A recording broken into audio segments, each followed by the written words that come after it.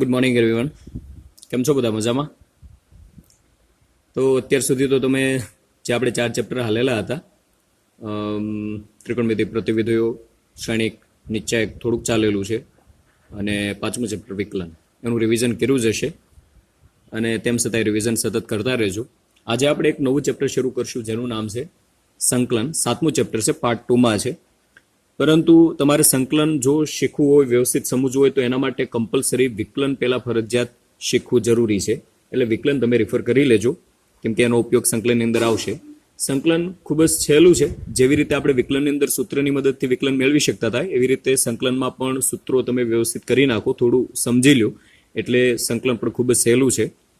બહુ મોટું ચેપ્ટર છે. લગભગ આપણા કોર્સની અંદર સૌથી મોટામાં મોટું ચેપ્ટર સંકલન જ હશે. અને હવે તો આ કોરોનાને લીધે ખબર નહીં કઈ રીતની પરીક્ષાની પેટર્ન હોય, પરંતુ પાછલા વર્ષમાં જુઓ તો સંકલન અને વિકલનનું સૌથી વધારે વેઇટેજ બોર્ડની પરીક્ષામાં હોય છે. વધુ વાત ન કરતા આપણે સંકલન ચેપ્ટર શરૂ કરીએ. સંકલન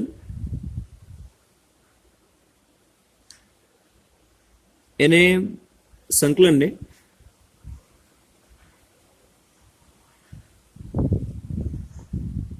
પ્રતિવિકલન પણ કહેવામાં આવે છે.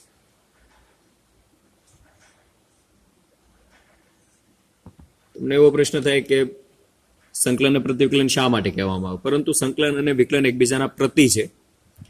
જો તમે વિકલિત કરેલા વિધેયનું સંકલન કરો તો મૂળ વિધેય પ્રાપ્ત થાય. દાખલા તરીકે એ સમજી લઈએ આપણે પહેલા. ફોર એક્ઝામ્પલ, સૌપ્રથમ સંકલનને કઈ રીતે દર્શાવવું એની પણ વાત કરી દઉં. દર્શાવવાની રીત મતલબ કે આ રીતે તમે સંકલનની સાઇન કહીએ, આપણે સંજ્ઞા કહીએ. કેમ આપણે વિકલન હોય તો વિકલન માટે કઈ રીતનું આપણે વિકલનને કઈ રીતના આપણે દર્શાવતા હોઈએ? d/dx f(x). આ જે ભાગ છે વિકલનને રજૂ કરે. એવી રીતે સંકલન માટે ઇન્ટિગ્રેશન, જેમ ઇંગ્લિશ શબ્દ ઇન્ટિગ્રેશન એટલે સંકલન, જેમ આપણે વિકલન છે એને ઇંગ્લિશમાં ડેરિવેશન કહીએ, એવી જ રીતે સંકલનને ઇંગ્લિશમાં ઇન્ટિગ્રેશન કહેવામાં આવે. Integration f(x) dx. આનો મતલબ એવો થાય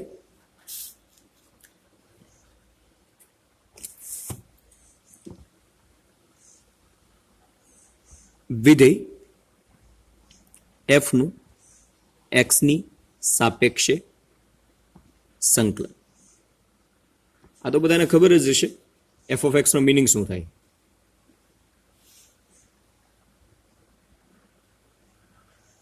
થિંક બધા જાણે જ છે કે આનો મીનિંગ વિધેય જે છે એ x ના ચલનું છે. એવી રીતે આ જે સંકલન છે એનો મતલબ પણ એવો જ થાય કે વિધેય f નું x ની સાપેક્ષે સંકલન. તમારે જ્યારે સંકલન તમે કરો, કમ્પલસરી સંકલનની સંજ્ઞા સાથે dx કમ્પલસરી આવે. કેમ કે જેવી રીતે અહીંયા d/dx નો મતલબ એવો થાય કે વિકલન તમે રજૂ કરતા હોય ત્યારે વિધેય f નું x ની સાપેક્ષે વિકલન. એવી રીતે સંકલનની અંદર પણ જ્યાં સંકલનની આવી સંજ્ઞા હોય ત્યાં x ની સાપેક્ષે સંકલન તમારે દર્શાવવું હોય તો કમ્પલસરી સાથે dx તમારે મૂકવું પડે. વાત આપણે એ કરતા હતા કે સંકલન અને વિકલન એકબીજાના પ્રતિ છે. કઈ રીતે આપણે સમજવા માટે એક સીધું સાદું આપણે ઉદાહરણ લઈએ કે f(x) બરાબર ફોર એક્ઝામ્પલ y છે. નોર્મલી આપણે આ જ લેતા હોઈએ, y = f(x). કેમ કે વિધેય છે એનો તમે ગ્રાફ દોરી શકો, જેમ x ની કિંમત મૂકતા જાઓ એવી રીતે y તમને મળતા જાય. એટલા માટે આપણે કોઈ પણ બિંદુ હોય તો બિંદુને રિપ્રેઝેન્ટ કઈ રીતે કરતા હોઈએ? x f(x), મતલબ x y, એટલે y = f(x) થાય. ઓકે,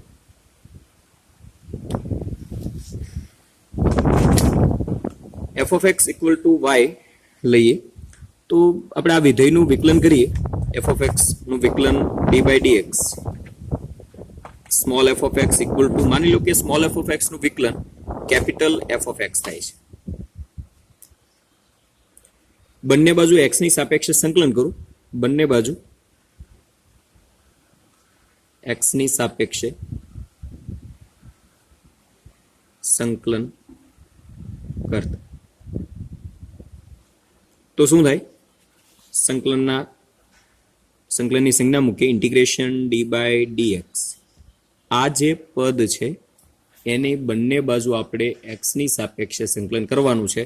તો D by D X F of X dx equal to integration capital F of X D X. હમણાં જ આપણે વાત કરી કે જ્યારે પણ સંકલનની સંજ્ઞા તમે મૂકતા હોય ત્યારે કમ્પલસરી ડીએક્સ મૂકવાનો આનો મતલબ જ એવો થાય કે એક્સની સાપેક્ષે સંકલન કરવું.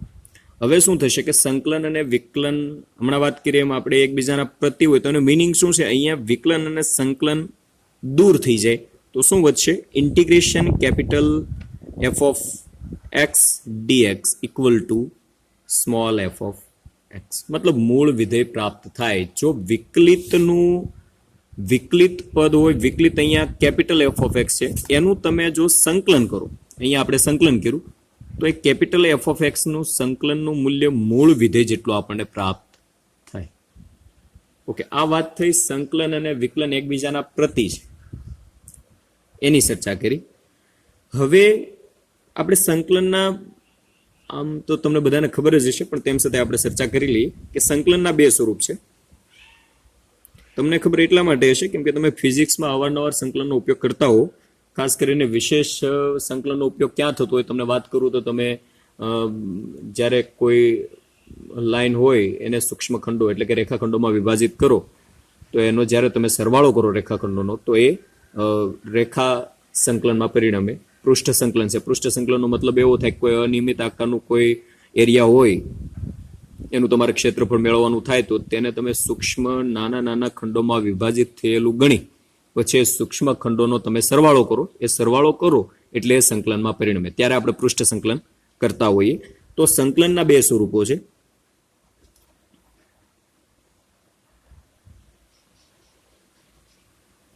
પેલું અનિયત સંકલન, બીજું નિયત સંકલન. અનિયત સંકલન એટલે શું? કે જ્યાં આવી રીતે સંકલન એફ ઓફ એક્સ ડીએક્સ, વિશેષ તમને નિયત સંકલન કરું એટલે વધારે બેમાં તફાવત તમને ખ્યાલ આવશે.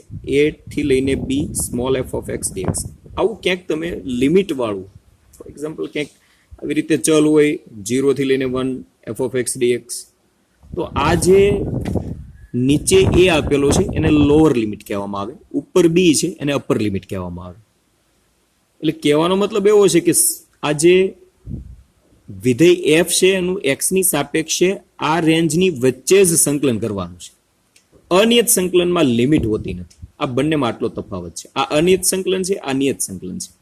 એટલે જ્યારે પણ તમે અનિયત સંકલન કરતા હો, દાખલા તરીકે આપણે એક ઉદાહરણ લઈને સમજીએ. For example F of X equal to x square.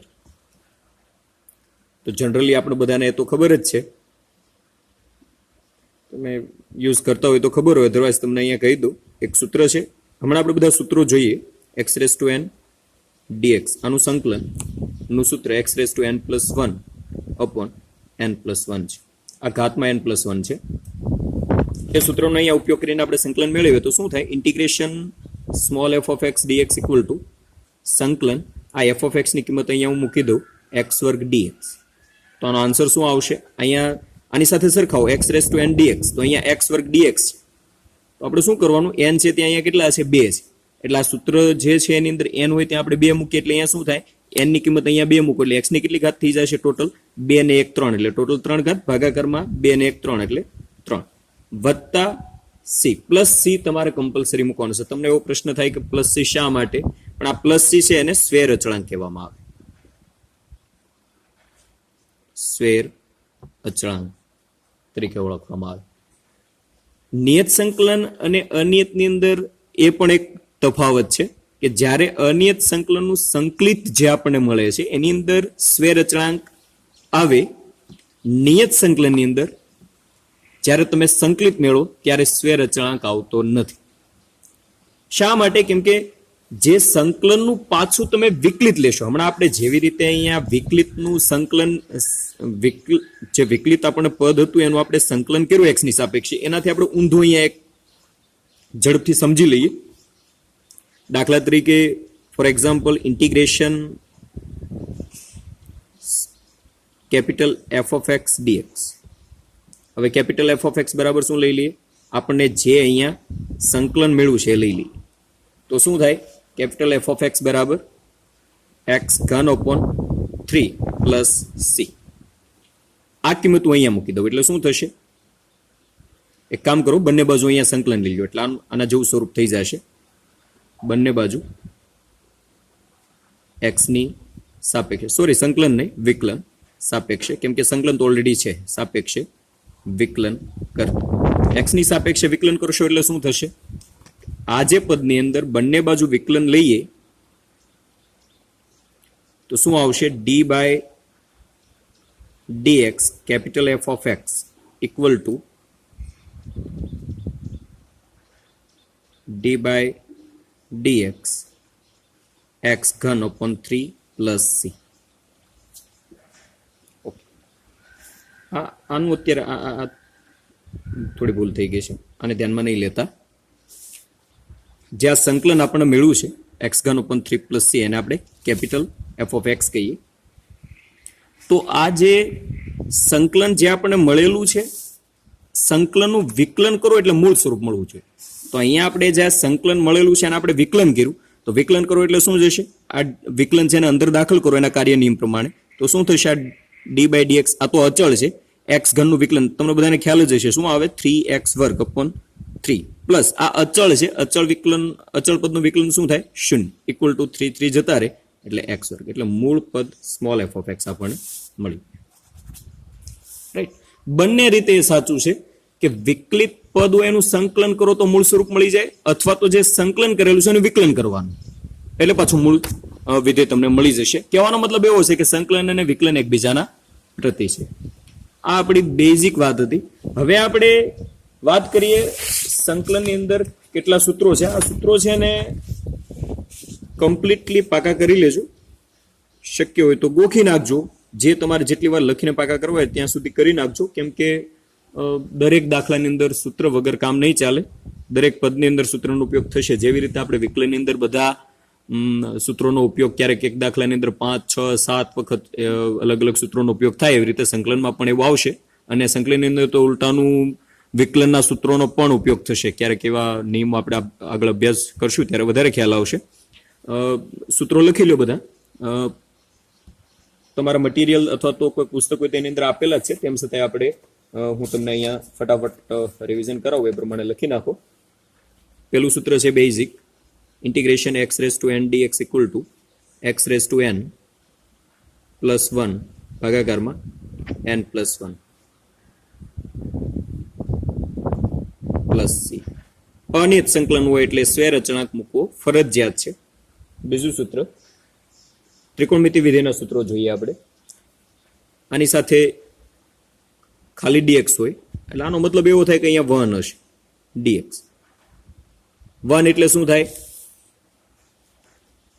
X ની 0 ઘાત ડીએક્સ. તો અહીંયા એક્સ ની 0 ઘાત, આની અંદર અહીંયા n પ્લસ 1 છે ને n હોય ત્યાં 0 મૂકો એટલે શું થશે, ઇક્વલ ટુ એક્સ ની 0 વત્તા 1 ઘાત ભાગાકારમાં 0 વત્તા 1 ઇક્વલ ટુ શું થશે, plus C, sorry equal to શું થશે, એક્સ પ્લસ સી. એટલે ખાલી ડીએક્સ હોય એનું સંકલન શું થાય, x plus C. cos x dx equal to sin x plus c. sin x dx equal to minus cos x plus c. Fourth, sec वर्ग x dx equal to tan x plus c. पांचमू, cosec वर्ग x dx equal to minus cot x plus c. छठू, sec x into tan x dx. Compulsory dx तो મૂકવાનું છે, ભૂલવાનું નથી, બરોબર. sec x into tan x બરાબર sec x plus c. સાતમું સૂત્ર, જેમ સેકનું છે એવી રીતે કોસેકનું, cosec x into cot x dx equal to minus cosec x plus c.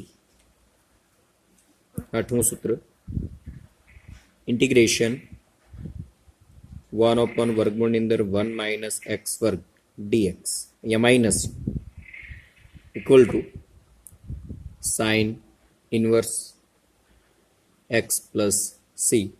સાથે આવી થોડી ઘણી કન્ડિશનો ક્યાંક ને ક્યાંક મૂકેલી છે. આ અસમતાઓ આપેલી છે, તમે આના મિનિંગ પણ જાણો છો. આનો મતલબ શું થાય? -1 less than X less than 1. અહીંયા ઇક્વલ ટુ હોય તો અહીંયા બધી જગ્યાએ ઇક્વલ ટુ મૂકી દેવાનું. નવમું સૂત્ર છે ઇન્ટિગ્રેશન -1/√1 માઇનસ એક્સ વર્ગ D X equal to cos inverse x plus c, where condition modulus x less than 1. દસમું સૂત્ર જોઈએ ઇન્ટિગ્રેશન 1/1 plus x વર્ગ dx equal to tan inverse x plus c.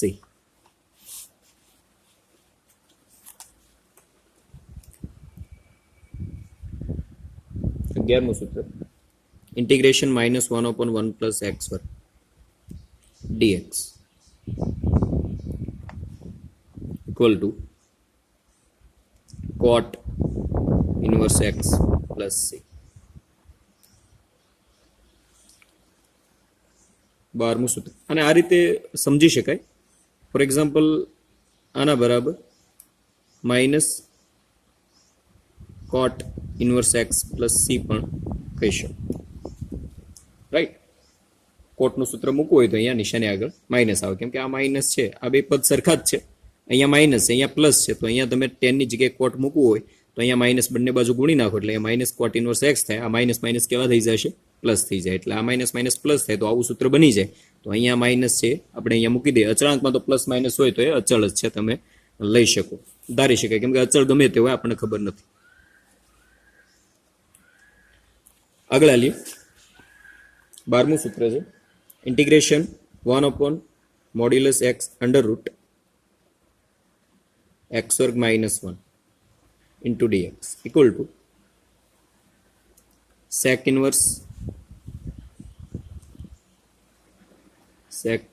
inverse x plus c, where modulus x greater than 1. એવી રીતે 13મું સૂત્ર જોઈએ integration minus વાળું સૂત્ર -mod √ x વર્ગ -1 dx equal to cos sec inverse x plus c, where modulus x mod x greater than 1. 14મું સૂત્ર જોઈએ exponential function e raised to x dx equal to e raised to x plus c. વિકલન અને સંકલનમાં એક જ એવું વિધેય છે કે જેનું વિકલન પણ એનું એ જ આવે, એ આપણે ખબર જ છે ને. d/dx e raised to x બરાબર શું આવે? e raised to x. એવી રીતે સંકલન પણ e raised to x નું સંકલન પણ e raised to x થાય, પણ સાથે અનિયત સંકલન છે એટલા માટે સ્વૈર અચળાંકો ફરજિયાત છે. બાકી સંકલન અને વિકલન એક્સપોનેન્શિયલ ફંક્શનના સરખા થશે. 15મું સૂત્ર જોઈએ integration 1/x dx equal to log modulus x plus c.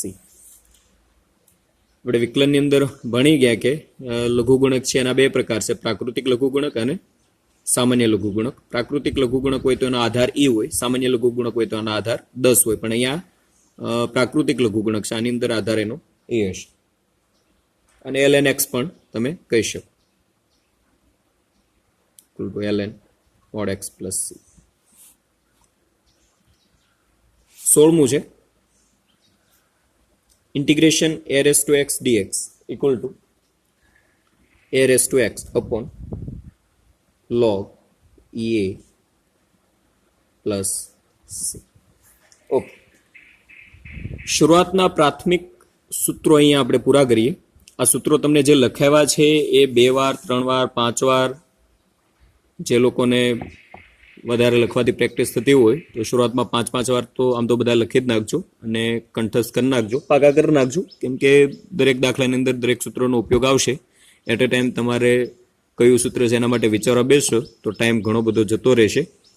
સાથે ફરી વખત એકવાર છેલ્લે એ પણ રિપીટ કરું કે વિકલન ચેપ્ટર વ્યવસ્થિત ફરી વખત આખું રિપીટ કરી નાખજો, કેમ કે સંકલનની અંદર આગળ જતા એનો ઉપયોગ સંકલનના દાખલાની અંદર જ વિકલનનો ઉપયોગ આવશે, બરોબર? એવી પદ્ધતિઓ આવશે. એટલે વિકલન પહેલા સમજી લેજો અને વિકલન વ્યવસ્થિત એના સૂત્રો એનો ઉપયોગ કરતા આવડી જાય એ પછી આ જે સંકલનના સૂત્રો તમને કહું છું એ સંકલનના સૂત્રો પણ પાકા કરી નાખજો. આ સંકલનના સૂત્રો બની શકે તો મેં કીધું એમ લખીને જ પાકા કરજો, કેમ કે વાંચવાથી કદાચ ભૂલાઈ જાય, લખેલું છે એ વધારે અનુકૂળ આવશે. આ સૂત્રો પાકા કરી નાખજો. આગળના લેક્ચરમાં આપણે સ્વાધ્યાય, આમ તો સૂત્રો તો બધા આવી ગયા છે, કાર્ય નિયમો છે એની ચર્ચા આપણે આગળના લેક્ચરમાં કરશું, બીજા લેક્ચરમાં, અને થોડુંક